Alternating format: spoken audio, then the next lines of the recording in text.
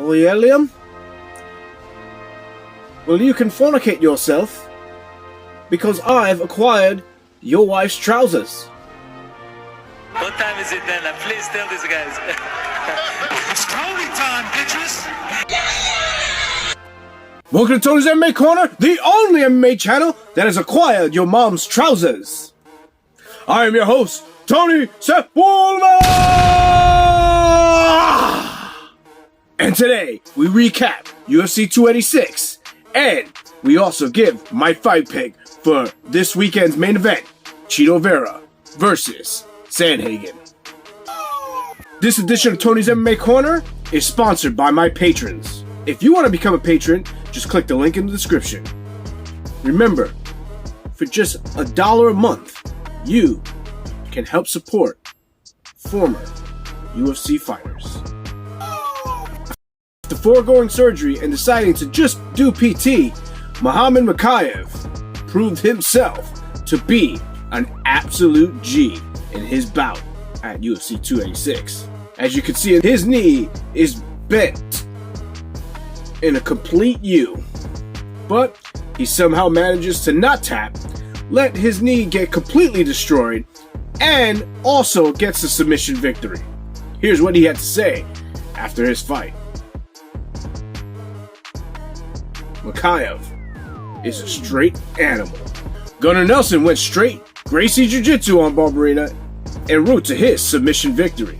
Using leverage, simplicity, and technique, Gunnar Nelson gives Barberena no choice but to chap out to Gracie Jiu-Jitsu.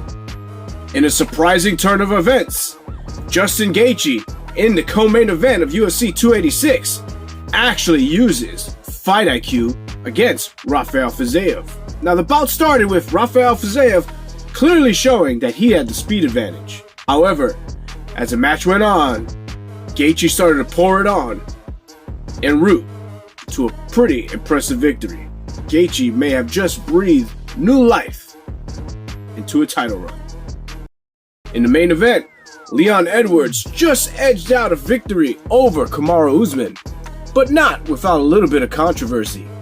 It seemed like Leon Edwards certainly was pulling out all the stops to win this match, with some accidental groin shots, some pulling of the gloves, pulling of the fence. Leon Edwards was certainly not shy about doing whatever it took to secure that victory.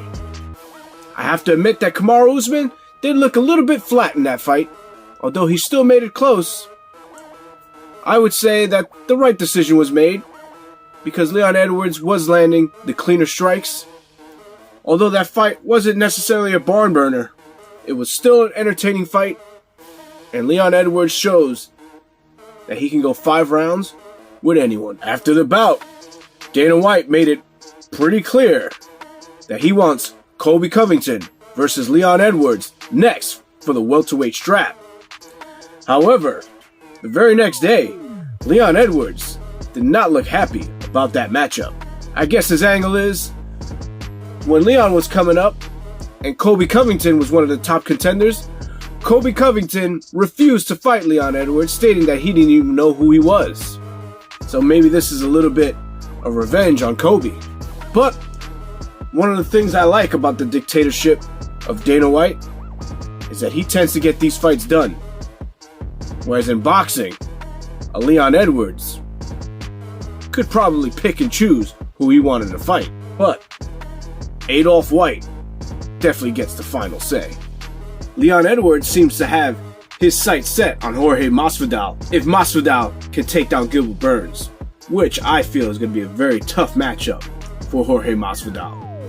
On top of that, Belal Muhammad, despite being the best worst fighter, is on a hell of a streak and has had some impressive victories. And he certainly has a case and a little bit of a story to fight Leon Edwards. So I'm pretty sure Belal Muhammad is upset about Dana White's announcement. Of the three, who do I think should get the matchup?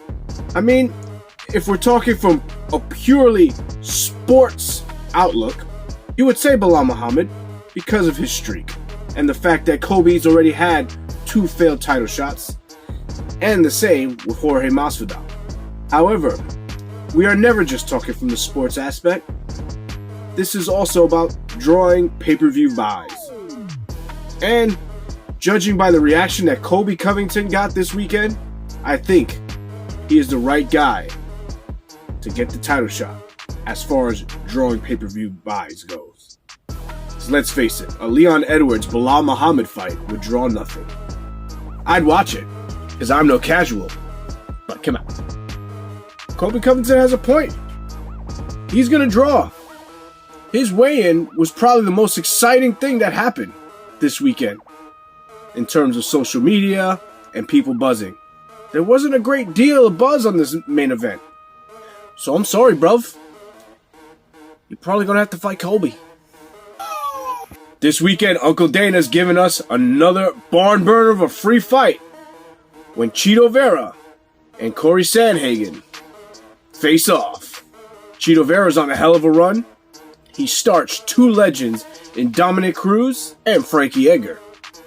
Not only that, he's the only person to beat Sean O'Malley. And Sean O'Malley fought Peter Yan. Okay? In the other corner, you have Corey Sandhagen, who also sent Frankie Edgar to the Shadow Realm. And is also the last person to lose to Peter Yan. That sounds crazy. But here we are. I'm going to say Chito Vera is going to win because he's just a meaner fighter. I think he can match Corey Sandhagen pretty much anywhere. Corey Sandhagen's going to have to try to use his grappling, I think, to beat Chito. But I think Chito Vera is going to be mean enough to win this in a 5-round decision. And then Bantamweight is going to have yet another contender. You can argue that Chito Vera could probably have been fighting for a title already. I mean, he beat Sean O'Malley, and Sean O'Malley seems to be the next one in line. But that's how crazy MMA is. I am certainly looking forward to seeing how this bantamweight division unfolds. Well, guys, that's it for me. Let me know in the comments who you think's gonna win this main event. And I'll see you guys next time on Tony's MMA Corner. Front kick. I've acquired your wife's trousers.